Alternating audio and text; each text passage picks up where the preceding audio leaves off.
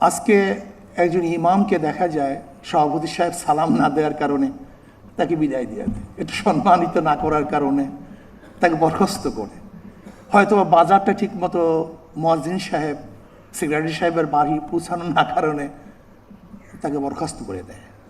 আমি আজকে আমার প্রধানমন্ত্রীকে অনুরোধ করব, একটা নির্দিষ্ট নীতিমালা থাকা চাই যে কোন কারণে তাকে বরখাস্ত করা হবে। মাশাআল্লাহ, আলহামদুলিল্লাহ। কমপক্ষে যারা চাকরিতে অন্তর্ভুক্ত হবে তাদের চরিত্রের সার্টিফিকেট যেন এই ইমাম থেকে নেওয়া হয়, এই এলাকার ইমাম থেকে, যে 5 ওয়াক্ত নামাজ পড়ি কিনা, তার আদর্শ ভালো কিনা। যদি এরকম কিছু তাদের থেকে চারিত্রিক সার্টিফিকেট নেওয়া হয় তাহলে আমরাও ভালো হয়ে যাব। কমপক্ষে যারা চাকরিতে অন্তর্ভুক্ত হবে তাদের চরিত্রের সার্টিফিকেট যেন এই ইমাম থেকে নেওয়া হয়, এই এলাকার ইমাম থেকে, যে 5 ওয়াক্ত নামাজ পড়ি কিনা, তার আদর্শ ভালো কিনা। যদি এরকম কিছু তাদের থেকে চারিত্রিক সার্টিফিকেট নেওয়া হয় তাহলে আমরাও ভালো হয়ে যাব। আজকে ওলামায়ে কেরামকে এবং ধর্মীয় যাজকদেরকে সম্মানিত করা হয়েছে, এর জন্য আমরা আনন্দিত, খুশি, এবং আমরাও মাননীয় প্রধানমন্ত্রীকে সম্মানিত করতে চাই। বাকি আমি মনে করি ওলামায়ে কেরামের সম্মান বেশি হবে যদি তাদেরকে স্বাধীনভাবে কথা বলতে দেওয়া হয়। কোরআন ও হাদিসের খেলাফ যতক্ষণ তারা কথা না বলবে ততক্ষণ পর্যন্ত যেন তাদেরকে বাধা না দেওয়া হয়, আমার একটা প্রস্তাব।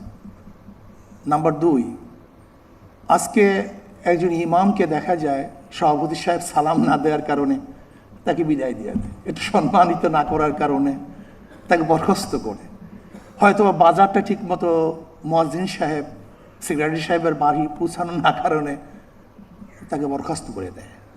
আমি আজকে আমার প্রধানমন্ত্রীকে অনুরোধ করব, একটা নির্দিষ্ট নীতিমালা থাকা চাই যে কোন কারণে তাকে বরখাস্ত করা হবে। মাশাআল্লাহ, আলহামদুলিল্লাহ, জাযাকাল্লাহ। কেন বরখাস্ত করা হবে? যতক্ষণ আকীদা এবং কোরআন ও সুন্নাহর আকীদা, একটা শব্দ আমি সংযুক্ত করতে চাই, আকীদা এবং কোরআন ও সুন্নাহর অনুকূলে যতক্ষণ থাকবে ততক্ষণ কোনো অবস্থাতেই তাকে বরখাস্ত করা যাবে না। আলহামদুলিল্লাহ, শুকরিয়া জ্ঞাপন করছি।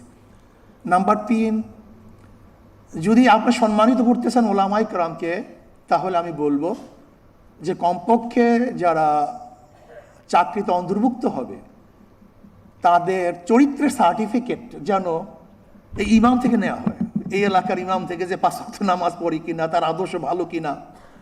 যদি এরকম কিছু তাদের থেকে চারিত্রিক সার্টিফিকেট নেওয়া হয় তাহলে আমরাও ভালো হয়ে যাব, আমরা ভালো হবো। আমরা চরিত্রের সার্টিফিকেট দিই, কাজে আমি যদি ভালো না হই তাহলে চরিত্র সার্টিফিকেট আমি দেবো কীভাবে? কাজে আমাকে আগে চরিত্রবান হতে হবে, তারপর আমাকে চরিত্রের সার্টিফিকেট দিতে হবে।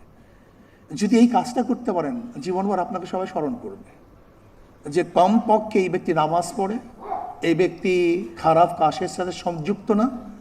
যদি ইমাম থেকে এর কোনো সার্টিফিকেট নেওয়া হয়, চরিত্রের সার্টিফিকেট, মনে হয় যেন সম্মানিত করা হবে।